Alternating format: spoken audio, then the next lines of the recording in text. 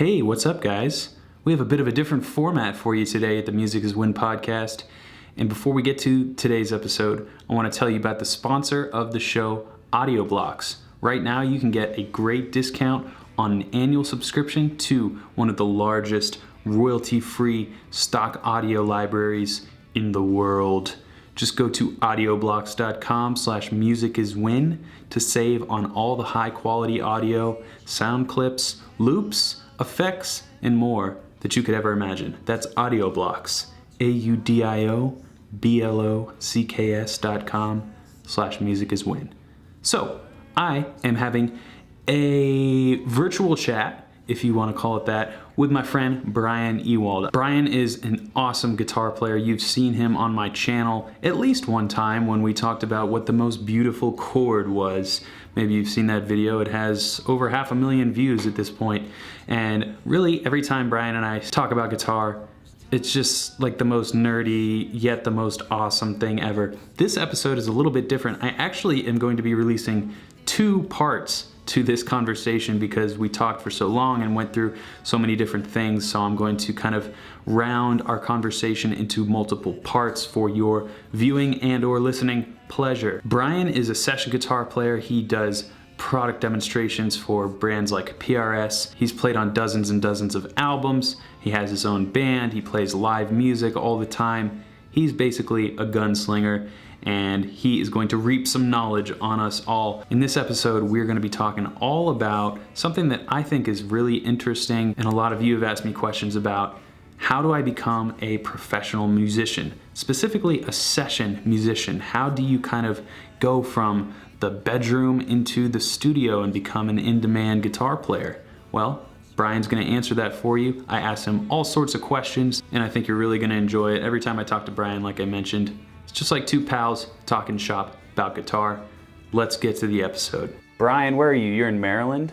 I'm in Maryland, yeah, right outside of Annapolis, Maryland. So we're both filming ourselves to give you guys a high quality kind of stream, and also mic'd up our guitars. Let's see what yours sounds like. That's mine. Well, I've got mine run into a cabinet in the other room here. This is just low gain kind of...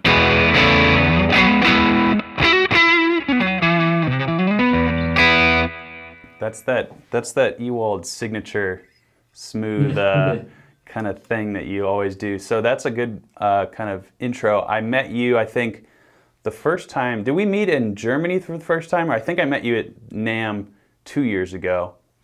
Yeah, probably. Yeah, I think we met. I don't think we did much, or maybe I think you did. At NAMM, I do so many booth tours back and forth. It's kind of, it's all a blur. But I do remember meeting you, and we might have done a quick video of what's new for NAMM. That's when I was still trying to figure out what NAMM was and how I could contribute to it without just being another camera in the crowd.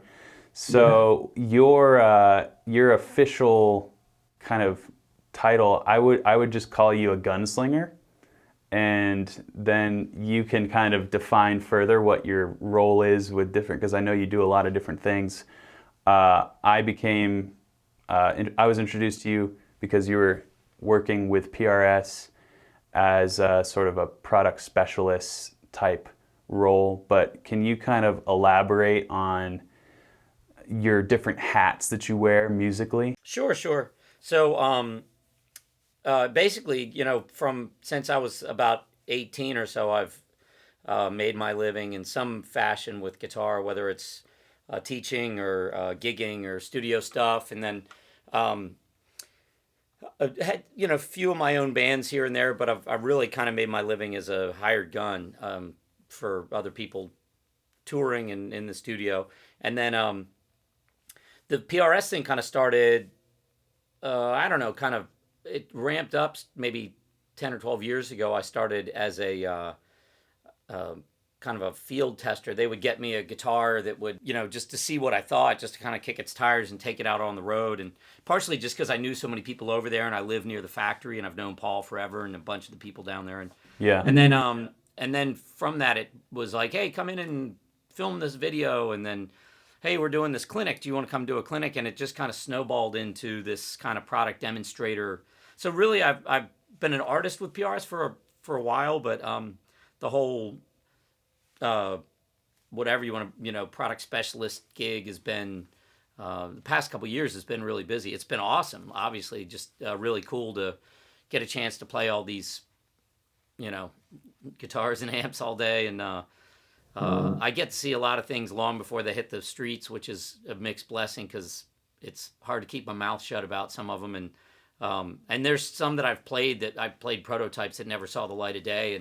But it's kind of, I think if you're going to try to make a living in this business, if you're really lucky and you just have a band that writes songs and, is successful doing that and you can tour and all that, that's awesome. But it's rare and it's tough. I think there's a lot more people doing what I do, where you have to be adaptable, and sometimes bar gigs or wedding gigs, sometimes it's a touring gig, sometimes it's a studio session, sometimes it's playing, tracks for commercials, sometimes it's, teaching lessons, and I mean, there's so many ways you can do it. Some of my really good friends who are great guitar players make their living on the road as guitar techs. What's your favorite gig that you've had in recent memory? Recent memory? That's tough. Honestly, like my favorite ones, my kids are playing drums now and some other instruments. So I've done a bunch of gigs, like some trio gigs where my son or one of my sons will come out and do a trio gig with me. We did a gig. There was like a magazine release party that they did an article in a magazine called Upstart, that like a area, arts and music magazine, and did a feature. And then playing the launch party, I had my boys come up and play a whole bunch of songs with me. That was probably my favorite gig in a long time. It wasn't the biggest place or anything, but that's just a blast. And I have a band, one of my own bands that I've been with for 18 years or so. We put our last album out in 2002. Nice. And then we've been playing kind of more bar gigs and whatever, but we're actually putting out a new record in the next couple months. So that's been, I'm actually playing with them tonight, but a band called Starbelly.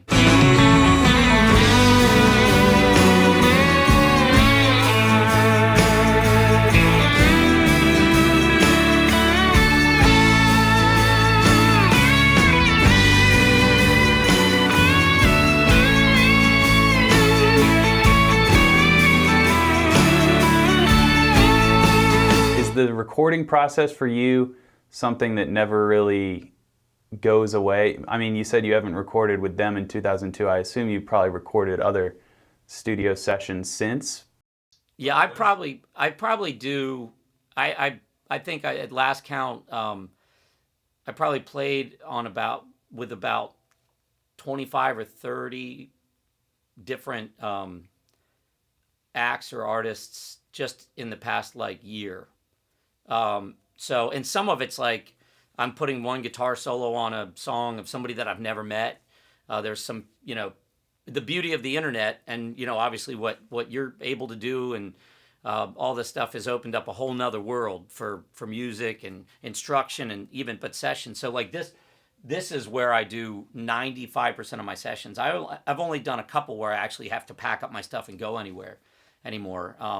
There's a couple studios in Baltimore that I work in fairly regularly, like if they need somebody, but for the most part, they send me the tracks and I just sit here and I've got my little, room full of toys and sometimes I'm just putting a few little guitar parts down. Sometimes I'm layering all kinds of instrumentation. It really kind of depends, but I love it. Like recording is really, one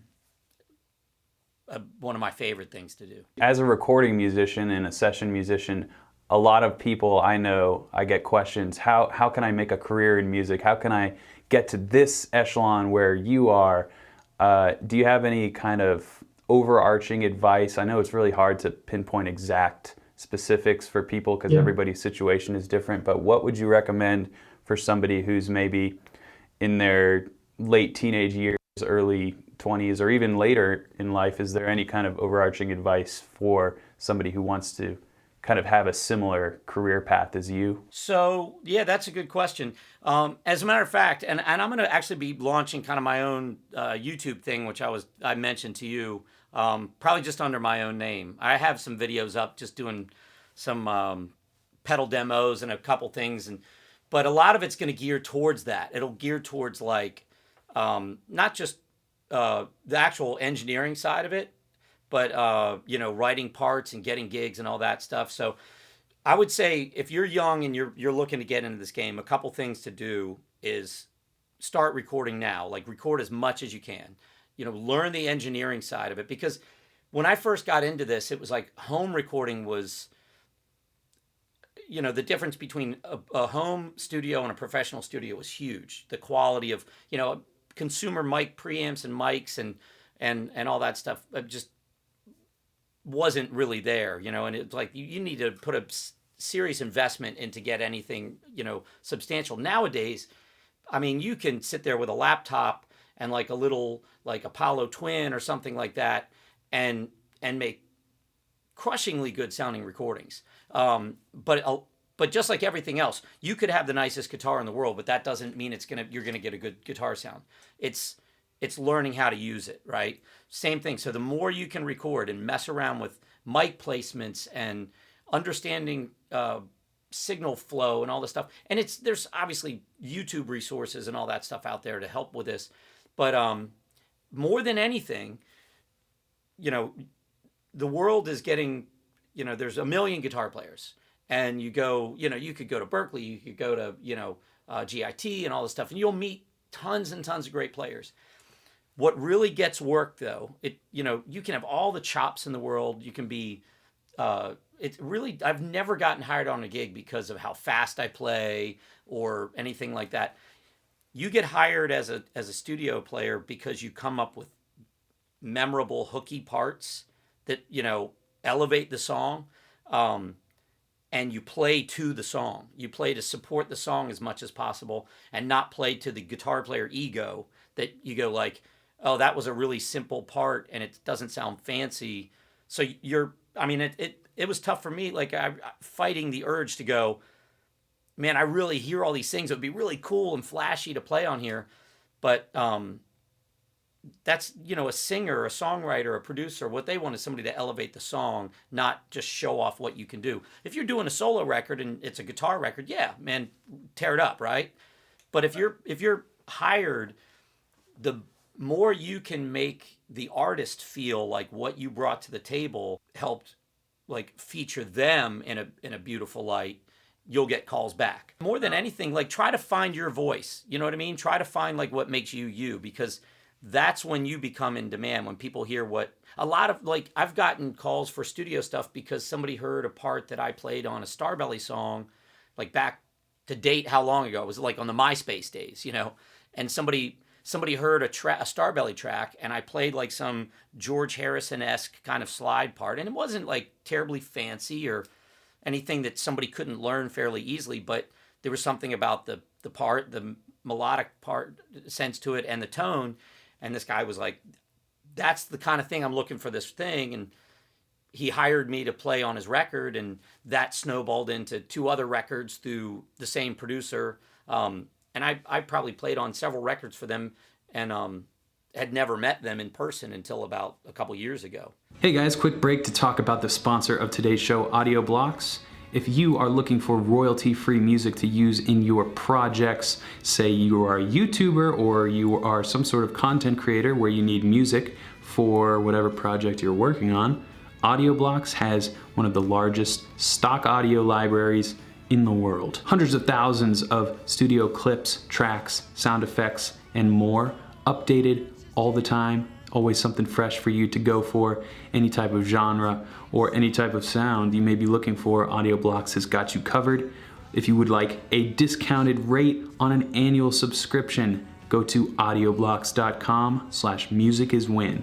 That's Audioblocks, AUDIOBLOCKS.com/musiciswin.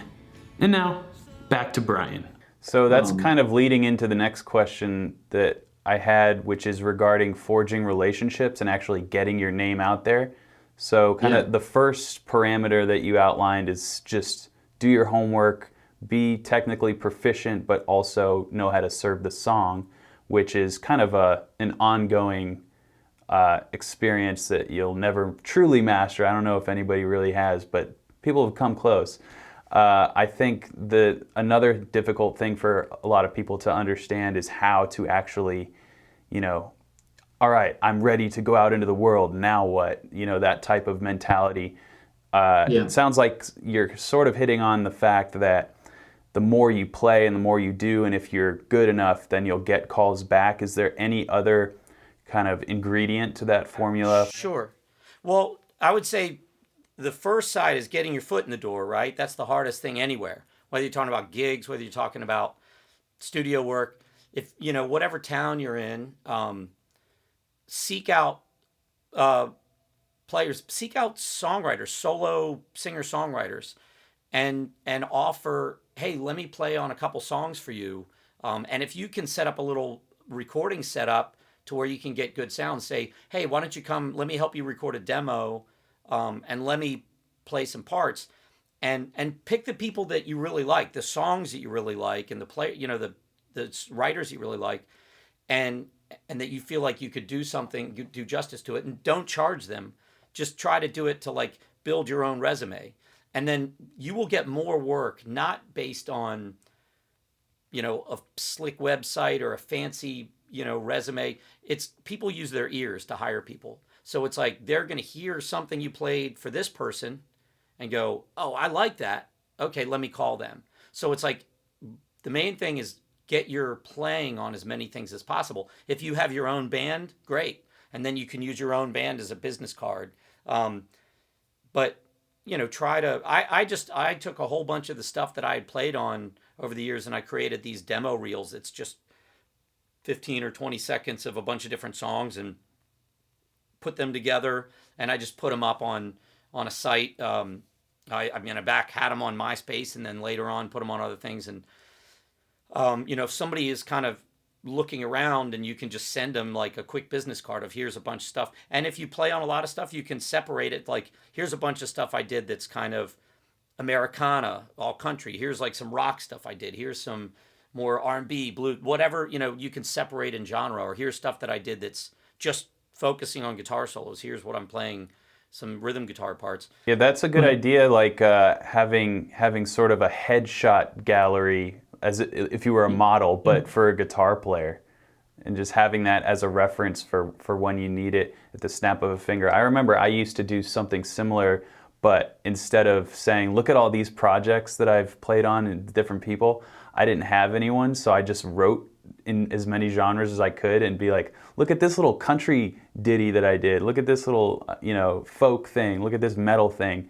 And it was the same kind of, you know, process where you're required to be well versed. Even if you never do a metal gig, being able to take that out at any given point, I think is really the staple and signature trait of great session players is they may be a country guy, but they can shred, or they may be a blues guy, but they can, you know, do insert genre here. People who are deeply, you know, into music are into music, even if they play a certain genre and you associate them with like, oh, this is a metal band, or oh, this is a country band.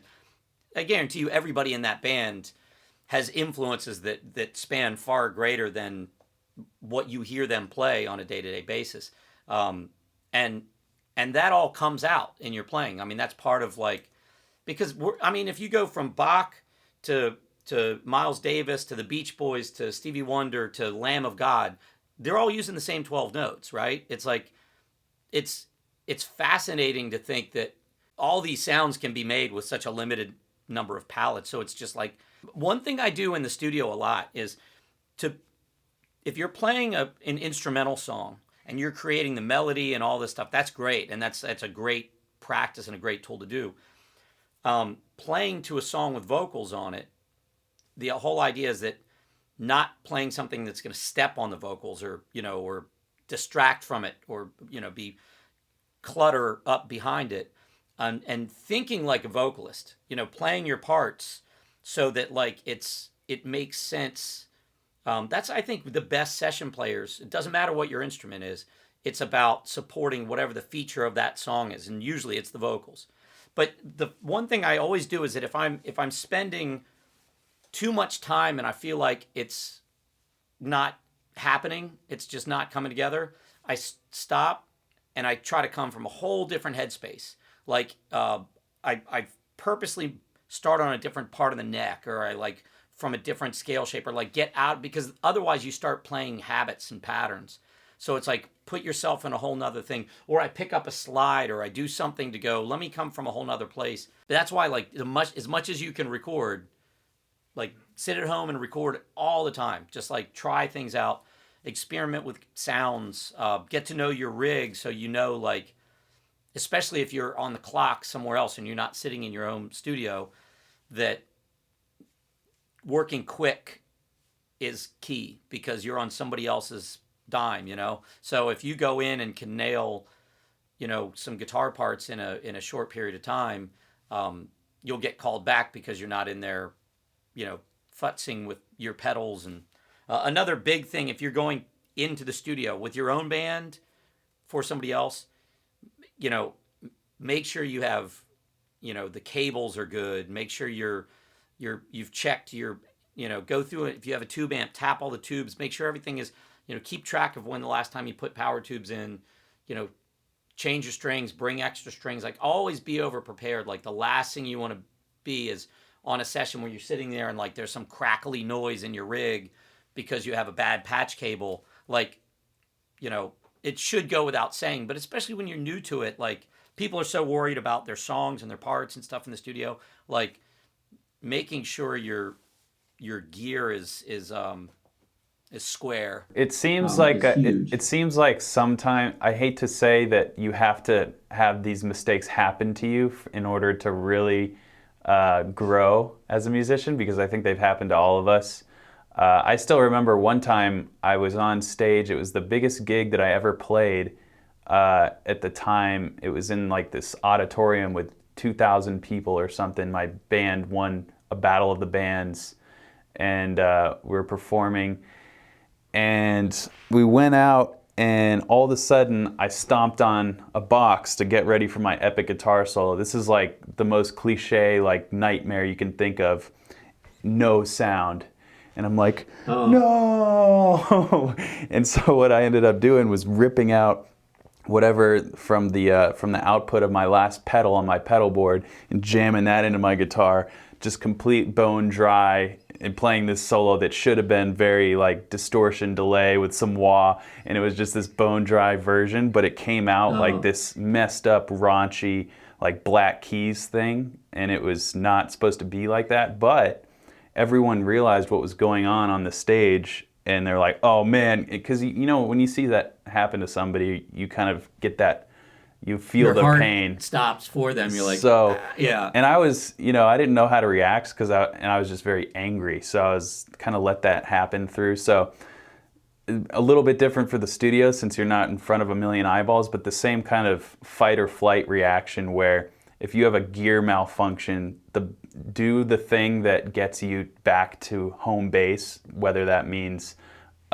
dialed down, you know, 10% of what you want, as opposed to trying to, you know, kind of turtle up. And I think some things like that have to just happen to you, even if you are given the information like you're given to prepare. But one thing I think that you mentioned that I'll just elaborate on, don't change your strings the day of the session.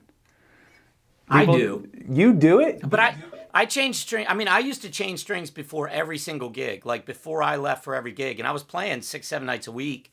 But I change strings and then I stretch them out. I'll put them on like sitting in the studio at times if I'm running behind and the drummer's setting up, they're getting drum tones, and I'll restring. I do it all the time. I know it's you got to know your guitar. I feel like I've just changed strings so many times that it's like, I don't really break them in changing them. Always have a backup set too. Okay, so then I need to ask you about your your 30-second overview of string changing. So How do you, after you get the strings on, do you do them all at once? Do you do one at a time? What's your stretch? I do 3 and 3. Okay. I take off the bass 3, put on, and then put them on, and but I'll string one up, and then I'll kind of give that a basic stretch and get it up to general tune, the next basic stretch, and then once I have those, I kind of stretch those and get them to the bottom 3. I do that because I have, I mean, all the guitars are different, I mean, there's the way you string a guitar with a Bigsby, the way I string a guitar with a fixed bridge. If you have like a floating bridge, like on a Bigsby, like where if you take all 6 strings off, the bridge literally pops off because it's being held down by the string pressure. And then all of a sudden trying to make sure it's in the right spot, putting it back on, and intonation is a pain. So the 3 and 3 kind of was because of, back in my early days when I had guitars with floating trems and Floyds, I might only change 1 or 2 at a time because of the constant, trem going back and forth. But, Right.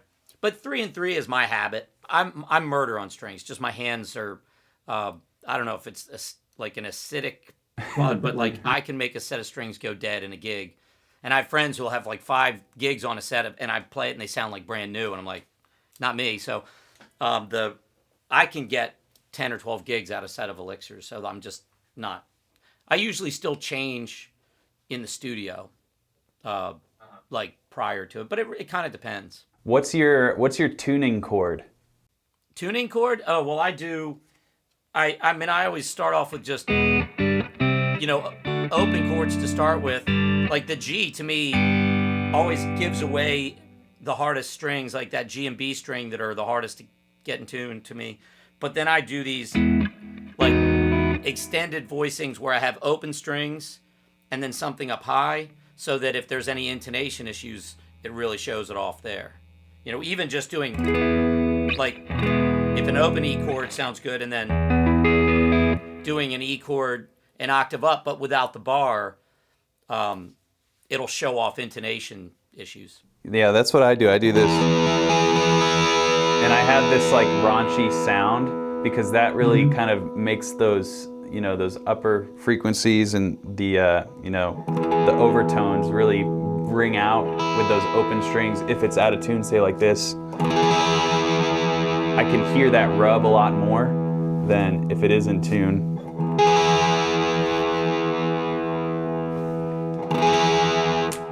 And it pulls out. I have times where I'm using a certain guitar, like some old weird guitar that I use every once in a while for like I love the way they sound, but they're a pain, and they work really well. Like, okay, I got to stay in this area or something, like this works, but there are times where I'm like, well, I really want to play the solo up here, so I end up having to retune the guitar to work in that area, and I would never do it live or bring that, but I do a lot of weird things in the studio that would probably be a pain in the butt if I had to recreate them live all the time, like some weird tuning that I'm going to drop the B string down a whole step just to facilitate like a part, whether it's on slide or some pattern that just sounds really cool the way it is. But if you had to like recreate it in standard tuning, it just would be a pain.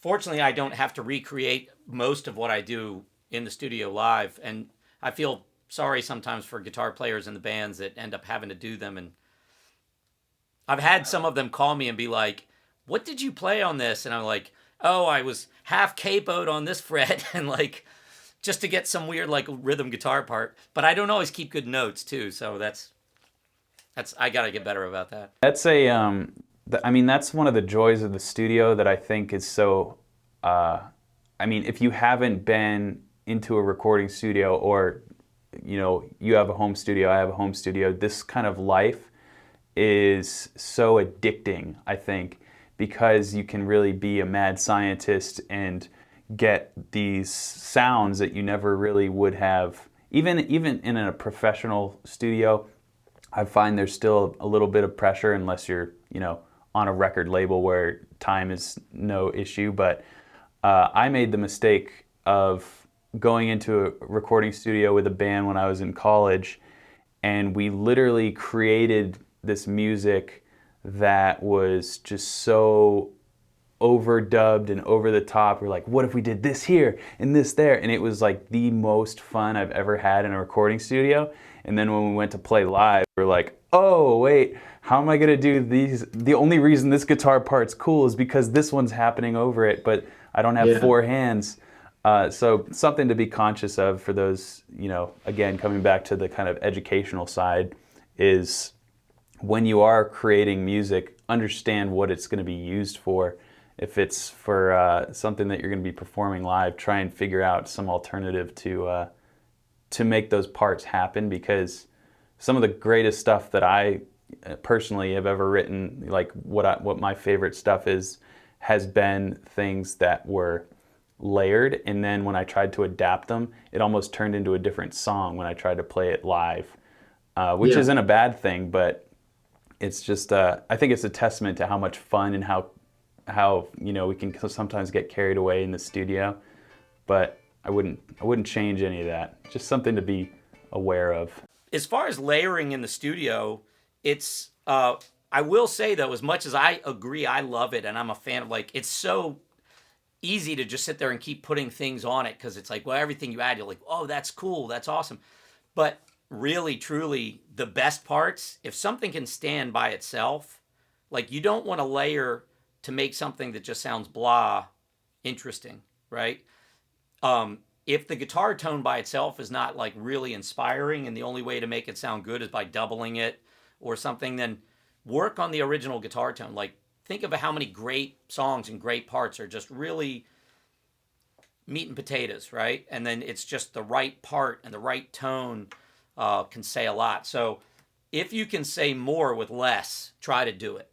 Well, I hope you enjoyed that little chat. I told you we would get pretty far into the weeds on a lot of different subjects, primarily centered around studio musicianship and what it takes to really get your foot in the door and make a name for yourself.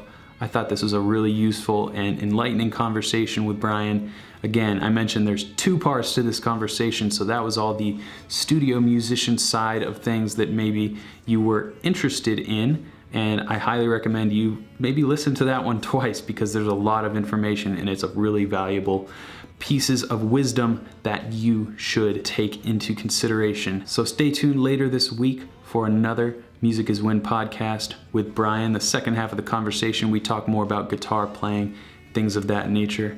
So until then, keep shredding. So handsome, smiling and wise, with the love of the girl alone.